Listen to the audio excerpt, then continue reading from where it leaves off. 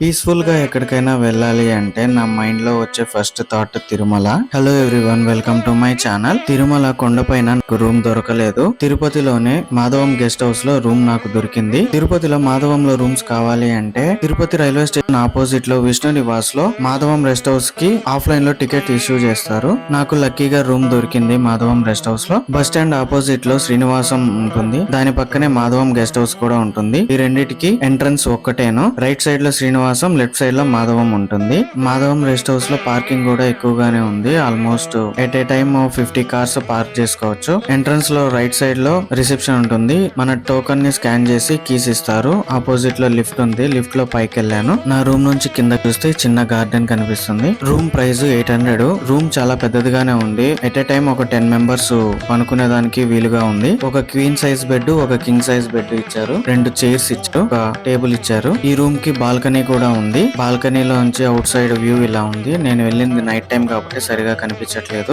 Ladies dress change చేసుకునే దానికి separate గా డ్రెస్సింగ్ ఏరియా కూడా ఉంది. వాష్రూమ్ సపరేట్ గా ఉంది. నైట్ రెస్ట్ తీసుకొని మార్నింగ్ లేసి దర్శనం చేసుకొని మళ్ళీ నేను హోమ్ టౌన్ కు వచ్చేసాను. వీడియో కనుక నచ్చినట్టయితే లైక్ అండ్ సబ్స్క్రైబ్ చేసుకోండి. Thank you.